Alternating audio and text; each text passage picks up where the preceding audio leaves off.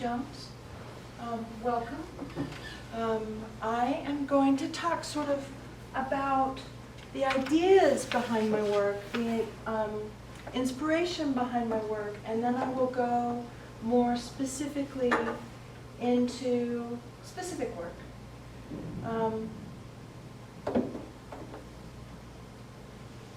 I'm originally from Utah. I've lived in Seattle for 20 years. I spent the last 3 years teaching at the University of Montana in the art department.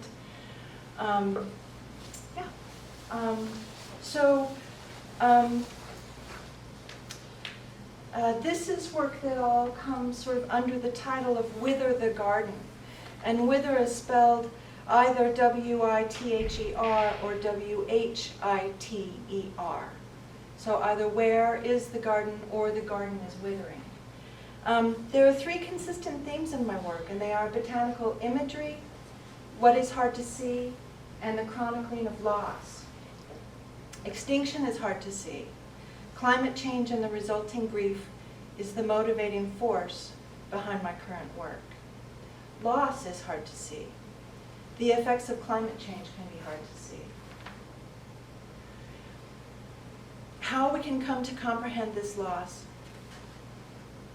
and how to grieve it is what I'm grappling with. This body of work takes the form of an anthology or a florilegium. An anthology is a collection of floral pieces, as is a florilegium.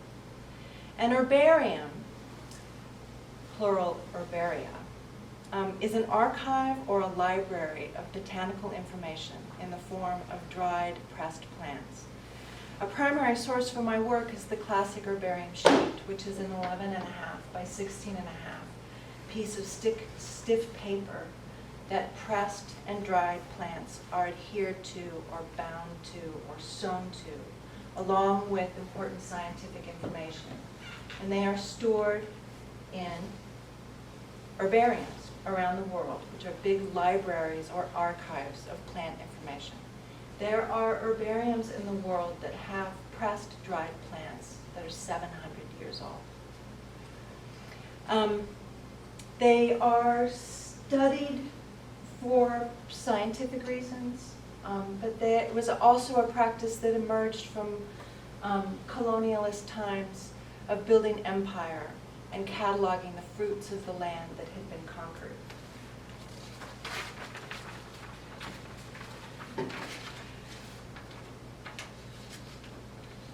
Institutional herbaria are often housed in botanical gardens, arboretums, natural history museums, universities, and biological stations like this one. I am interested in how an herbarium sheet not only talks to us about the plants and the information about the plants, but how they are also a record of human culture, and that our own biases and our own culture are visible in the way that we catalog the plant and decide what is important and what's not important. The following concepts inform this work. The idea of botanizing the Anthropocene, a play on Walter Benjamin's 19th century idea of botanizing the asphalt, which prescribed the close observation of one's daily experience as a creative endeavor. I ask, what would it look like to botanize the Anthropocene? What is revealed in the intimacy of looking closely at death and dying, at extinction? How can we encourage contemplation of the ephemeral nature of what we have inherited and of what we stand to lose? Sowing in the dark, S-O-W-I-N-G, and sewing in the dark, S-E-W-I-N-G, a metaphor for how darkness is a necessary component of creativity, both for humans and for plants. Wither the garden, which is a phrase that I got from Vida Sackville-West, who had a garden in Great Britain, and she wrote an essay about, it was called Wither the Garden, and it was about gardening during wartime. And also the idea of the memento mori, that botanical art, particularly in the genre of still life, serves traditionally as a memento mori, which is a reflection on mortality, human and non-human. And then I'm interested in this idea of libraries of loss, archives of absence, and how with climate change, herbaria of the world are positioned to become repositories that bear the relics of lost plants and relics that could become objects of mourning and devotion.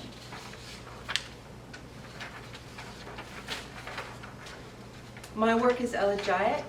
It is for the dead and for the dying. It is a lament. I am interested in the presence of absence, the things that are barely there, the traceries of what's left behind, so that the residues become a chronicle of what is lost. I am drawn to fragments of stained and tattered fabrics, especially hand-worked ones that are white on white. These speak of the intimate lives of women that tend to disappear. I think of Emily Dickinson, who had the wherewithal and the privilege to disappear in order to live and to write. I think of Emily Dickinson's personal herbarium, her bound volume of pressed plants that she collected from her garden. I think of the women of her time who were encouraged to make their own herbaria. This was considered an appropriate activity for women, particularly of a certain class, as it was considered to be benign, decorative, uncomplicated, and it reflected the cultural imperative that a woman enact and embody virtue and beauty. I came upon an herbarium from Emily Dickinson's time that was made by an anonymous woman. And in the beginning of the herbarium, the pages are beautifully arranged. This woman has the time to press the plants in a designed way, like she displays the plants out really beautifully.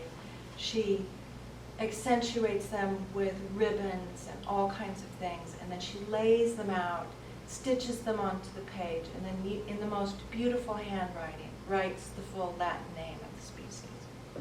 And as you move through the volume of the herbarium, there begins to be less and less care given to each of the pages.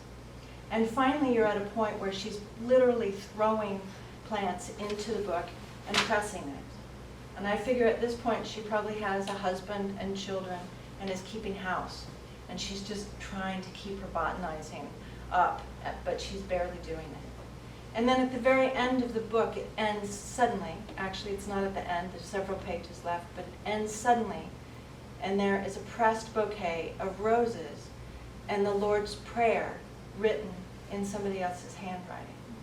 So this herbarium is a relic of her invisible life. And this herbarium just took the breath out of me and has really been the inspiration for this work that I've been doing.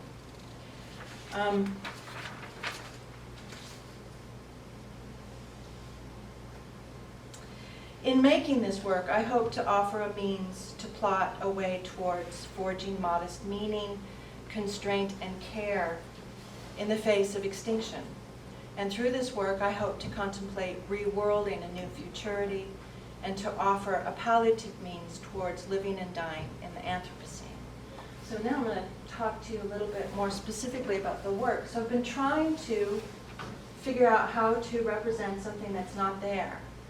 And so in this image, I've taken a pressed plant, traced it on a piece of vellum, laid that on top of this herbarium sheet, put it on top of a piece of a yoga mat, and then poked it around the silhouette, which was a Victorian form. It was called poncing it. It was a Victorian form of decorating cards.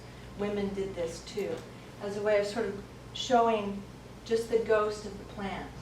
And then later, I blew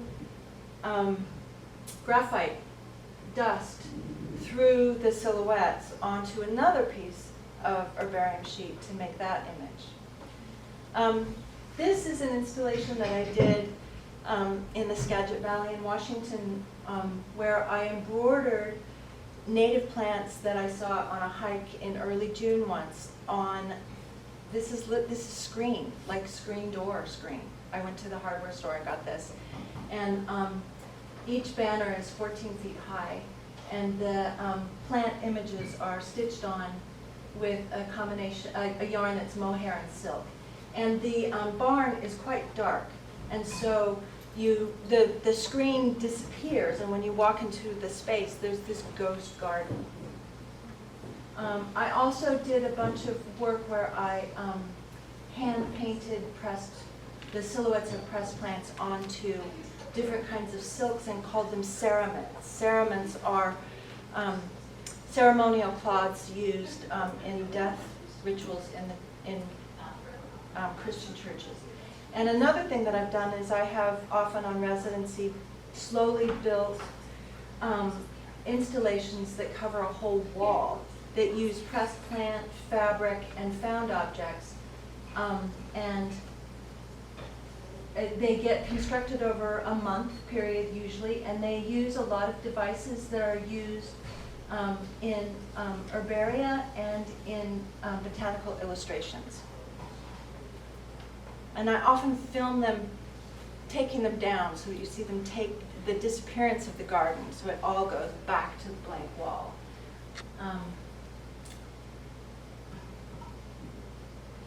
And I wanted to show you, this is an installation that was done in a round cutting house. This is the garden of Bunny Mellon, and this was her cutting garden. It's now used as a herb and vegetable garden, but it's a white walled-in garden. And I was on residency here, and at the corner of the garden there was this beautiful round stone structure that was small on the inside, smaller than this right here. And I, over the course of the month, collected botanicals. I didn't want to pull flowers out of the garden, so I'd go to the compost pile every day and pull cuttings out of the compost pile. And this is looking up at that conical ceiling. And I will end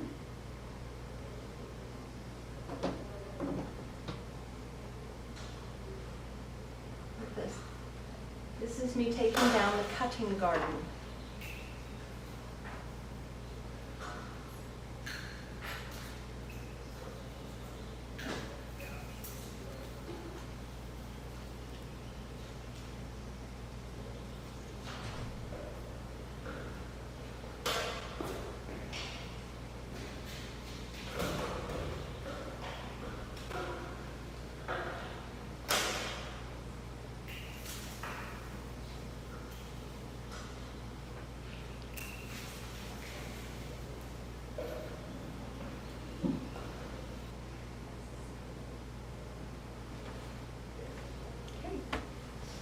Thank you.